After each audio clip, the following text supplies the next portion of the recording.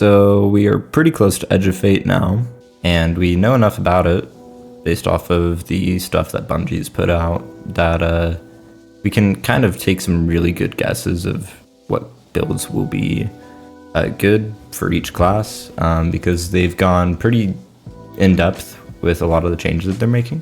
And I think Warlock changes are one of the most interesting, if not the most interesting, that the Bungie team has put out, because there are significant changes to things like Bellwinters and Boots of the Assembler, and of course some people have been saying I think Phoenix Protocol too, or Starfire Protocol has maybe got some interesting things with the grenade buff and whatnot. But I wanted to talk about one of the other changes that I think is going to be very interesting, because with Edge of Fate, they said that they're going to be doing a change to melees, and the most significant impact of this will probably be to Titans, because Titans have a lot of ways to stack melee damage. Things like Knockout, things like their exotics, Worm Gods and Synthoceps, and then 1-2 Punch or Banner of War. But I also think it's going to have a pretty big impact on Prismatic Warlock too, because the change to additive will actually benefit some builds and it will hurt other builds, depending on how many stacking sources there are, right? And so a Titan build that has a lot of stacking sources isn't going to benefit as much from a multiplicative, or would benefit more from a multiplicative sandbox than like an additive one, assuming that like everything's kind of being balanced out, and something that has less sources, like 1 or 2, will benefit from an additive sandbox. And Warlocks with Lightning Surge, it's always been just actually like the one source, which is Synthoceps. There's nothing else going that's buffing melee damage in this case. And so for those who don't know, the basic setup for this is that you have Arcane Needle, and that you also have Lightning Surge, and then you have Synthoceps, and whenever you're surrounded by adds, your Lightning Surge hits for quite a bit. Now in Final Shape, they're changing 1-2 Punch, a pretty big change. And with that change is actually a change to Bastion. So for 1-2 Punch, the basics of it is if you 1-2 Punch can roll on shotguns, right? If you land all pellets in a shotgun or close to all pellets, you get double melee damage for 1 melee for I think it's like a little over a second. And Bastion actually works this way too. It works the same way, but it also Bastion itself receives a buff from doing melee damage, and so it chains back into itself. You hit Bastion, you get a higher damage melee, and you hit a melee, you get a higher damage Bastion, right? Now, Bastion is getting a significant change, because Bastion, all it really did was it was just a 1-2 punch with a slightly longer timer.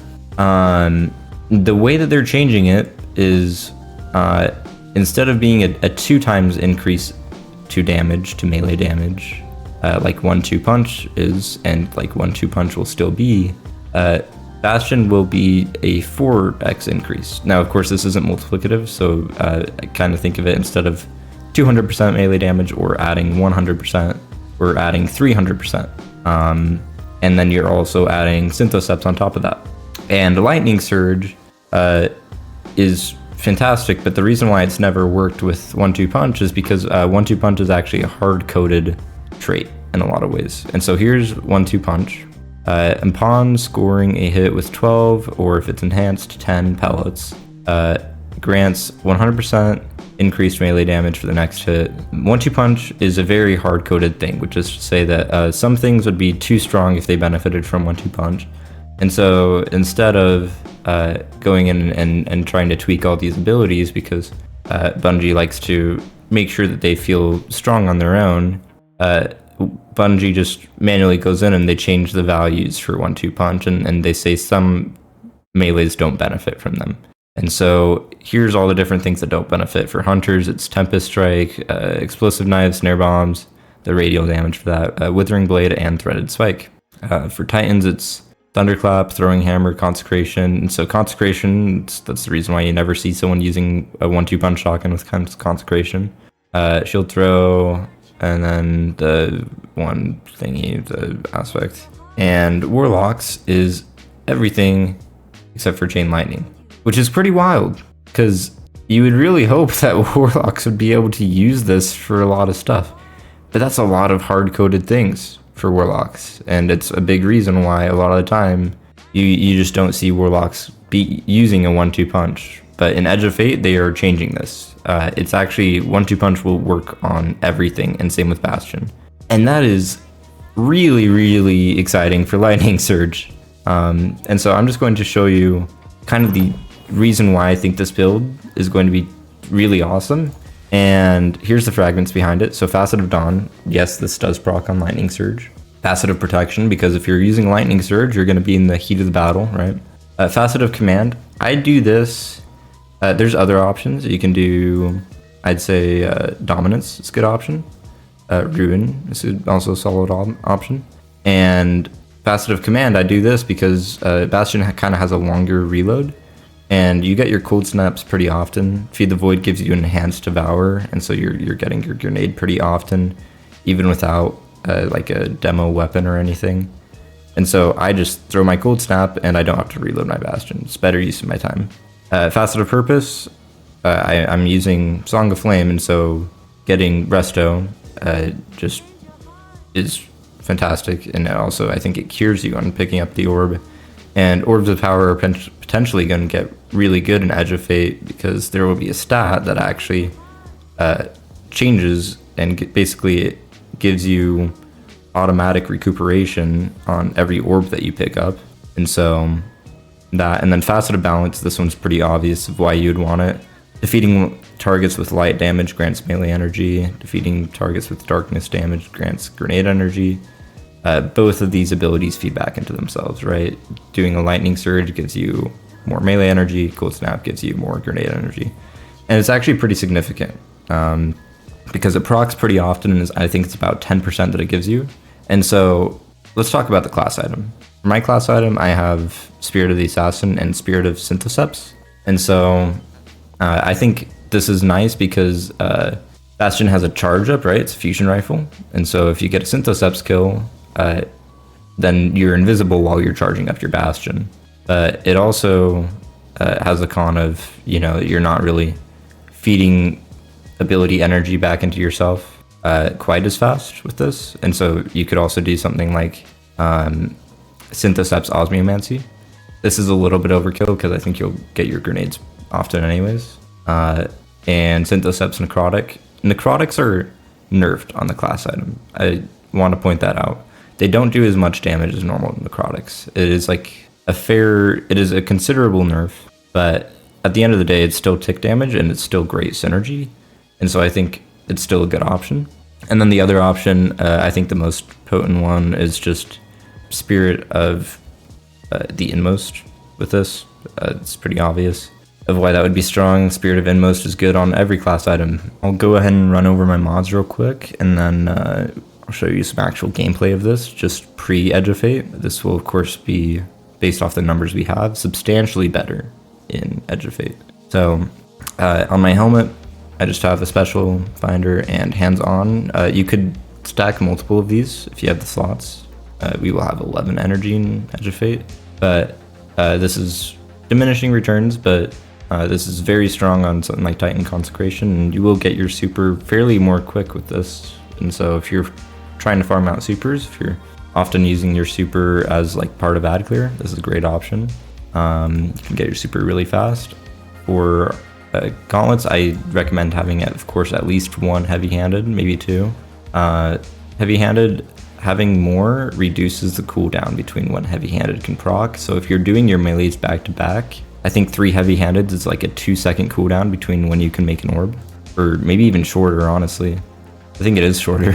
So that's gloves. Chest piece, nothing really special here. I don't know why I have mine on. I would say do probably like a melee resist, maybe 2 melee resists, because melee resists, the way that these work is it reduces incoming damage from combatants that are at point blank range. when they say melee damage resistance, what they really mean is close quarters. So it's not damage resistance from someone meleeing you, it's general damage resistance to everything someone does if they're within 4 meters of range. And so if you're using Lightning Surge, it's a pretty clear option for a lot of things. I think having 1 resistance equates to something like 15%, and then they diminish. And so you could also do something like 2 melees, and then maybe for the third one you don't want to do a melee since it's diminished, you want to do something else. You can figure that out. For boots, we don't know if recuperation is going away. There's a decent chance it will be in Edge of Fate. I would just say an absolution and an invigoration, probably like absolutely in this. I think this is another like 10%, and so again, you're chaining your melees back into yourself. And then yeah, for class item, I just have a distribution and a powerful attraction. Powerful attraction takes a little bit to get used to, but if you can just get in the habit of, oh, there's orbs near me and I need like a heal, or I just want to collect them, just like pop your class ability, which mine is Phoenix, so I can pop really quickly, then it's a good habit to get into. And then the other thing I wanted to point out is Transcendence farming is of course a really key part of this build. And so with the fragments, you may wonder like, why not go for something like this that grants you bonus Transcendence energy and grants etc. And the honest truth about these fragments, the ones that give Transcendence energy, is most of them are really just like unusable. Unfortunately, they give a really small amount of Transcendence energy, and it's much better to just choose your weapons and your abilities wisely for things that do give Transcendence energy. If I wanted a fragment that was targeted towards Darkness Transcendence energy, it would actually be a better option for me to go with Facet of Ruin here, because it would make my Cold Snaps build considerably more Darkness Transcendence energy. And it's also important to note that going out of your Transcendence, you may want to save a few of your ability charges, because if you end your Transcendence and you've popped all of your Arcane Needles right at the end, it's going to be a lot harder to get online, right? Whereas if you realize, oh, my Transcendence is close to ending, maybe I'll just like let my Arcane Needles charge for a bit so I can use them to get my Transcendence back, you'll have a much more smooth time transitioning between the two. But that's enough talking, so I'm just going to show this off. Right now I am in the first encounter of Master Sunder Doctrine. This is kind of the first place where I started using this build very commonly, and you'll see why. It's very strong. Rotate this. You can kind of ignore my other weapons, just focus on Bastion. These are replaceable, right? So, get Devour up.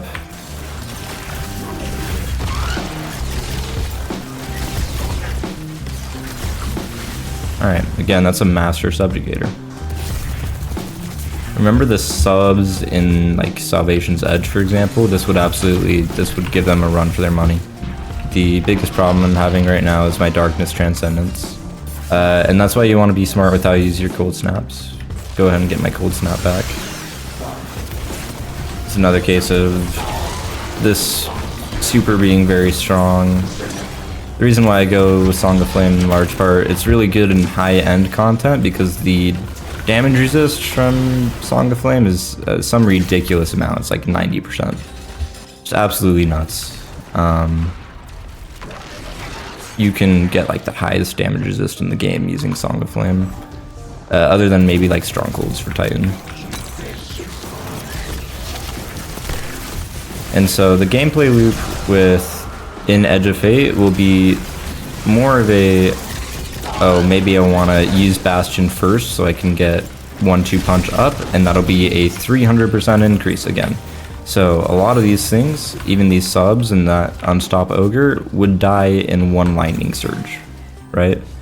And then if you have something like maxed out melee, which also increases the multiplier you get from these energies, you'll get I think it's a 30% increase to melee damage. With this not being a ton of stacking sources, I'm sure you can see, it would be like, I think, 430%? Total? No, because Synthoceps is a little bit more. I think it's somewhere around 450.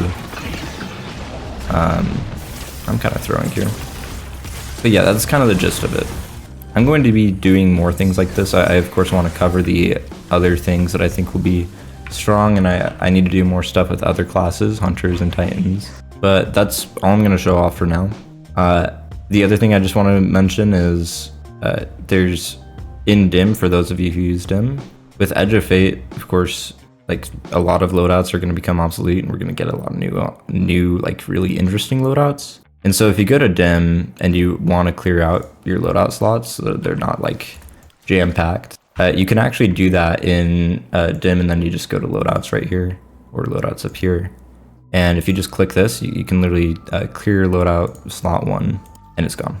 And so if you're wanting to start from scratch, I think it's nice to start with a clean template and build from there. But yeah, that is all. So thanks. Talk later and goodbye.